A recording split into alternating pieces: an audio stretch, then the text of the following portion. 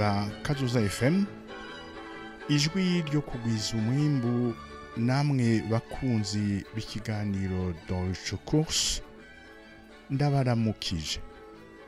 ndabaramukije ndabaha ikaze mu kiganiro twabateguriye kuri uno munsi. Nk'uko mubimenyereye, iki ni ca kiganiro mutegurirwa na Centre Multiculturel Allemand.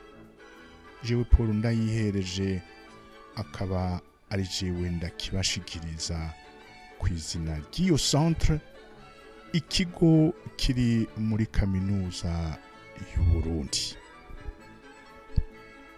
None tugiye kuganira kuki kuri uno munsi. Tugiye kugaruka kuri une structure grammaticale tumazemo igihe. Nifuza ko uno munsi twogisozera. Ico kiganiro naco, iyo structure grammaticale nayo akaba ari ico bita locale preposition. Structure grammaticale yitwa locale preposition. Nk'uko amajambo agize iyo structure locale preposition, nk'uko ayo majambo abiri mbere abivuga, avyerekana, ngaha aturi muri wa mugwi w'amajambo preposition. Turi muri wa murwi w'amajambo bita preposition, mu murwi sous-groupe witwa locale. Kuko preposition nk'uko muvyibuka n'amajambo yashizwe mu murwi umwe grammaticalement parlant, kubera ufise ico uhuriyeko. N'amajambo afise rero une même fonction grammaticale mu mungane y'ikidagi. Iyo fonction grammaticale nyamukuru nayo akaba ari yo gufatanya iciyumviro kiri inyuma n'ikindi kiri imbere. Niyo natanga uburorero muca muvyibuka neza na neza. N'amajambo magufi uravye ingene yandikwa. Akarorero, an ni an, ni uma um, ni mit mit. N'amajambo nk'ayo magufi mugabo adashobora guhara igihe umuntu agomba kuvuga akurikije les règles élémentaires en la matière. Naho ari amajambo magufi, n'amajambo afise aussi une certaine importance, dans la mesure où ces mots ont une capacité d'influer et de influencer le changement, modification de forme tout autour d'eux. Ahanini akora y'influence sur les formes yigikwirikira. Dans l'agencement des éléments d'une phrase, izo preposition ahanini si minsi yose ziri hagati ya irivuga na anomen. Anomen canke ikisubirizi ca nomen, donc pronomen. Ahanini la forme du nomen canke de l'article canke du pronom qui suit va être déterminé par la nature y'iyo jambo. Hari rero ubwoko nabwo ni butandukanye. Hari locale, hari icyo bita temporale, modale n'izindi.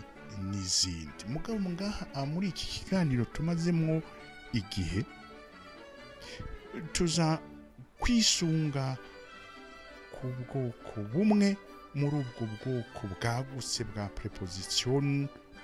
Aha ngombye kuvuga locale, n'irya jambo rindi rigira kabiri twisunze kugira ngo tubamenyeshe icyo tugiye kuganira. Locale ni lieu, endroit. Lieu, endroit. Endroit de destination, endroit de séjour, endroit iyujuva, endroit.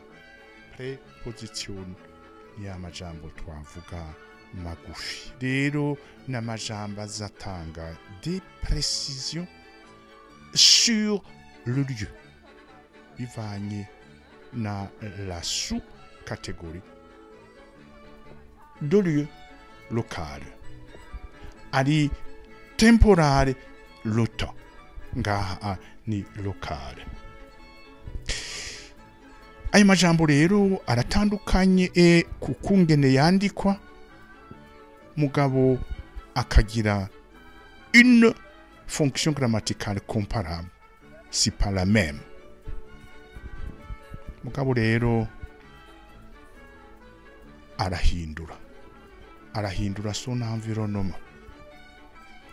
Kandi le choix de certains de ces mots naho zisangiye la catégorie large ya préposition, mbere na la sous-catégorie ya locale préposition, le choix dépend y'ikintu nyamukuru kimwe. Mbega zikoreshwa dans quel contexte? Ugomba kuvuga wishimikije iki? Mbega ikibazo wishura niki? Naha rero navuze nti tugaruka kuri locale preposition, n'uyu murwi w'amajambo preposition yerekana le lieu. Mugabo muri arya amenshi atandukanye yerekana le lieu, twishura ikibazo kimwe rudende. Woher kommst du gerade? Duhuye nawe mwibarabara, duhuriye kwirembo, duhiriye mwibarabara, kubera tuzinanye ndakubaza nti mbega uvuye he? Birumvikana, uvuye he?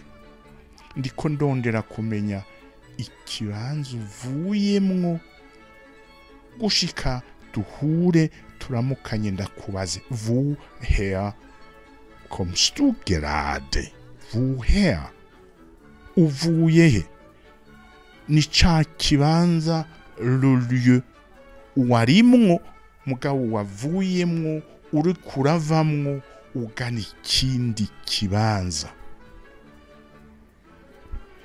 Aha rero, le choix d'une des locales prépositions ivana n'iyujuva.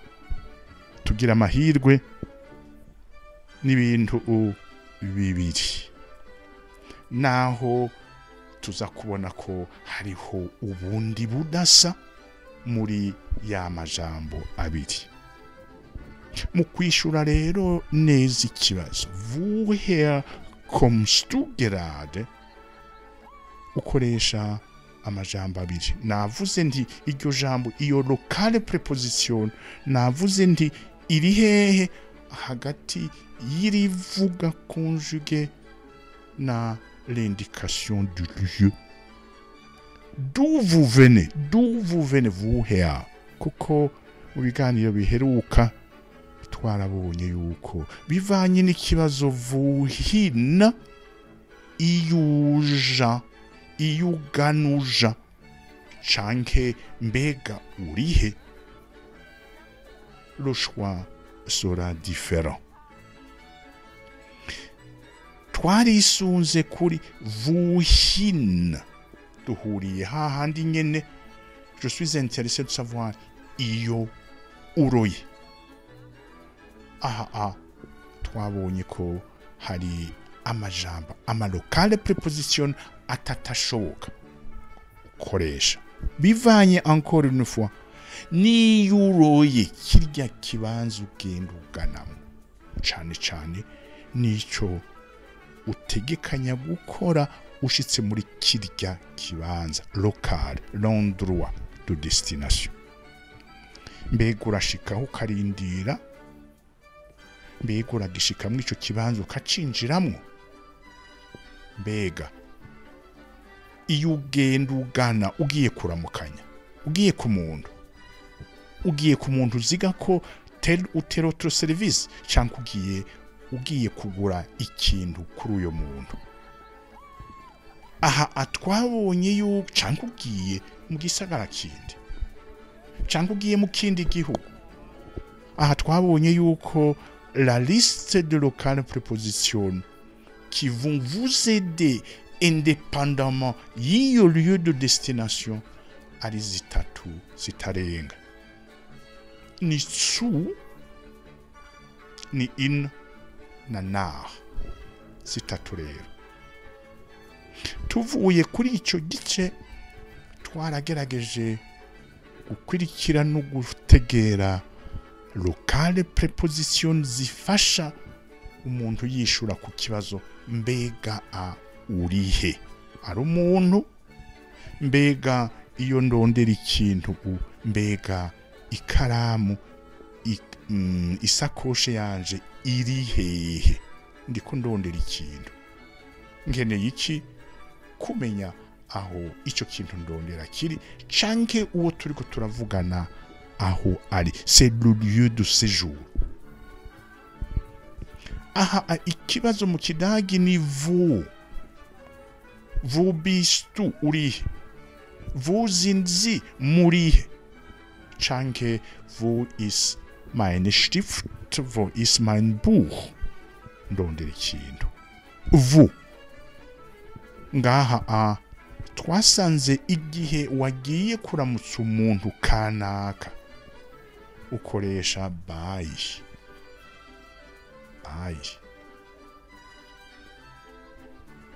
Uri kwa mwene wanyu bye ico mupfana, ugiye kwimosha bye.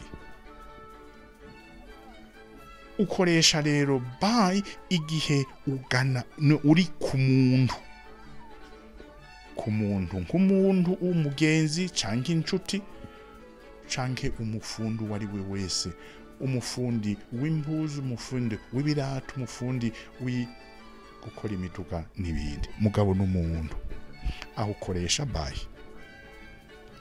Mugabo igihe uri ahantu hugara, no kuvuga nka inyubako, ishure, isengero, ibanki, vyabaye ivyo, à la question vous wifashisha soit by yari umuntu canke umuntu qui exerce tel ou tel autre métier, canke in igihe ari ikintu urimwo cugarika cuguru. In zibiri rero, wohin zitatu, zu, in na nach. Wo ni by canke in. Uno munsi ariyo ntambwe novuga ya nyuma kubijanye n'iyi structure nafashe nk'imwe locale preposition zitandukanye bivanye n'ikibazo umuntu agomba kwishura. Uyu munsi twisunga woher nkuko namaze kubivuga imbere y'igi. Woher singeneye kumenya yuja, singeneye kumenya aho uri igihe ndiko ndakurondera, oya nkeneye kumenya ahubwo duhuriye ngaha, ujuvahe, ikibanza ujuvamwo kugira duhurire ngaha, ico kibanza kimeze gute, mbega uvuye ku muntu mbe uvuye ku nshuti. Kugira ngo umuntu yishure neza dans le respect de la rigueur de la grammaire mu kidagi, aha anahone twifashisha amajambo abiri atarenga. Co kimwe na a la question vous, twabonye ni by canke in. Ngaha ani aus canke von, aus canke von. Mbega itandukanizo nirihe, bikora gute, ni giki ubudasaburiwe. Rero igihe ugomba gutanga inyishu en respectant les normes de la grammaire, ntushobora igihe ugomba kuvuga iyo ujuva, ikibanza ujuvamwo, vous ne pouvez pas échapper à utiliser soit imwe soit iyindi. Aha ni aus canke von. Preposition zibiri zizofasha kugira ngo ushobore kuvuga neza iyo ujuva relativement s'agissant d'un lieu de provenance. Duhuriye mw'ibaraba rero uvuze uti oya ndakubajije ahubwo ujuva vuye comes to. Mvuye ku umuntu yitwa Tom. Ich komme von Tom. Ich komme von Tom. Tom ni izina ry'umuntu. Mvuye kwa. Ich komme von Tom. Ni umufasoni, ni Julia, ni kwa kundi. Ich komme von Tom. Ich komme von Julia. Ni izina kandi ngira mwabibonye. Preno. Ikibazo ni woher kommst du? Ndiko ndabaza umuntu dusanganywe. Atari umuntu dusanganywe ari umwubahwa. Woher kommen Sie? Kumbure azoshirako izina rindi. Ariko kubera ari woher kommst du gerade? Gerade no kuvuga ubu nyene duhuye, ubu juvaye. Ich komme von Tom. Eka tuvuge yuko Tom ari umuganga, wari kwa muganga. Umuganga turazi ko mu kidage ari arts. Donc ni femme. Femme ni von plus dem. Dem nayo ikava kuri la nature de Genuss ya arts. Iyo nayo si yindi ni der. Arts est un nomen masculin. Rero ikiba femme ariyo von. Vom arts. Vom arts. Mais en revanche, uvuye kurondera agakati ko gufungurira abana. Urya muntu akora icyo kintu, icyo kiribwa mu kidagi bamwita beka. Akora muri Bäckerei. Ich komme vom Bäcker. Vom Bäcker. Ich komme vom Bäcker. Bäcker n'umuntu mugabo afise une fonction. No vuga une fonction. Arafise une fonction qui akora Beruf comme on dit. Numufasoni. Ich komme von der Ärztin. Ärztin, c'est le terme qui convient à umuntu yigiye kuvura umufasoni. Ich komme von der Ärztin. Reka tuvuge yuko hari ugurira agakate k'abana n'umufasoni. Ich komme von der Bäckerin. Bäckerin. Bäckerin, ça c'est le terme désigné pour Bäcker au féminin. Beka c'est masculin n'umuntu w'umusore canke w'umugabo. Bekerin n'umufasoni canke umwigeme asanzwe akora mu vy'imikate. Donc ugomba kwishura correctement à la question woher ni choix zibiri von canke aus. Ubu turacari kuri von yonyene igihe ari umuntu, von Tom, von Peter, von Paul, von Andrea, von Julia, von Anna. Mugabo ari ikintu asanzwe akora, muganga tuvuge, vom Arzt canke vom Bäcker. I vom ni von die Präposition plus la forme ya datif de genus. Der iguma de von der. Eka tuvuge yuko uvuye ku bagenzi canke ku bavyeyi. Ich komme von den Eltern. Ich komme von den Eltern. Canke ich komme von den Freunden. Ich komme von den Freunden. Muribuka ngaha igihe nomen ikurikira préposition avec datif, systématiquement, il y a à la fin de ce mot un à ajouter. Évidemment, s'il y a déjà un N, vous n'avez pas besoin d'ajouter. Mais s'il y a quelle que soit la lettre iheza, allez au pluriel, vous ajoutez N. Donc, ngaha rero aba n'igihe ari abantu. Koko n'abantu. Julia n'umuntu, Tom n'umuntu, Arzt, Bäcker n'abantu bafise des professions. Bäckerin ni abantu bafise, Freunde n'abantu aussi.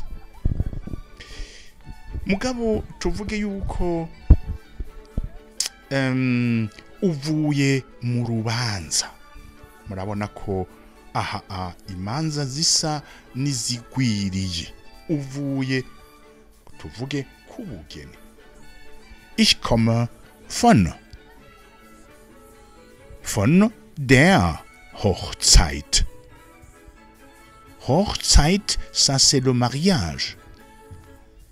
Ich komme von der Hochzeit. I forme kubera Hochzeit ari féminin. Donc von der. Ngaha niki Hochzeit, c'est un événement. Donc von ikora igihe iswivi y'abantu, y'umuntu, yaba umuntu kwizina ryiwe, yaba umuntu kubera ubucuti mufitaniye canke yaba umuntu kubera icyo asanzwe akora. Ngaha ni even von der Hochzeit. Dufatiye ngaha nyene katuvuge yuko uvuye gukina canke uvuye koga. Ich komme vom Fußball spielen. Mvuye gukina Football. Canke ich komme vom Schwimmen. Vom Schwimmen. Parce que le sport ni das Schwimmen, das Tennis spielen, das Basketball spielen. Donc von dem kitwakibonye hariya. Von uyikoresha ose igihe ikurikirwa n'iki ikirikirwa na une activité canke un événement culturel ou social. Ich komme vom Tennis spielen. Reka turabe naho iyindi aus. Ich komme aus. Reka hakurikira iki après di preposition aus. Kuko twabonye yuko von ikurikirwa n'iki umuntu nk'umuntu canke icakora canke une activité ou un événement culturel ou social. Aus nayo, aus ni igihe ugiye ahantu ikibanza cugara, igihe ikibanza cugara kirugurugwa, urinjira indani, à un certain moment urasohoka. Donc il s'agit d'un lieu ujuvamwo hugara kandi hugarika. Dufata akarorero uvuye kugura wa mukate. Uvuye kwagura wa mukate, umukate wawugurira hehe? Gebäude nisa aus der Bäckerei. Aus der Bäckerei. Der Bäckerei, ivuye, ça c'est la forme di kubera aus. Donc bisigura yuko di preposition aus tout comme von na yone ali plus datif. Aus der Bäckerei. Uvuye muri banque.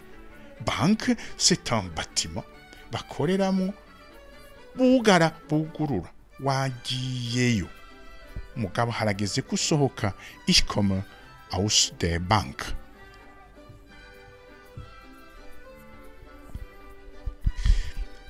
Reka mbona umwanya uriko usa n'utuzimba, reka duhagarike ngaha mugabo ndabemerera yuko ngiye kundwiza kugaruka kuri iki nsambere n'ugisozera. Uno munsi twagerageje mu ntumbero y'uguheraheza la série de locales prépositions zishura ku bibazo bitandukanye vuhino vuhe twari twisunze kuri uno munsi mu kiganiro cy'uyu munsi ahanini kukungene kurabira hamwe ingene umuntu yishura correctement ikibazo kijanye na woher kommst du gerade igihe uvuye à des endroits différents. Ndabakenguruke rero ko mwabanye naje muri kino kiganiro, ndababwira nti nahukeye muhezagirwe. Kazoza FM, be your own boss.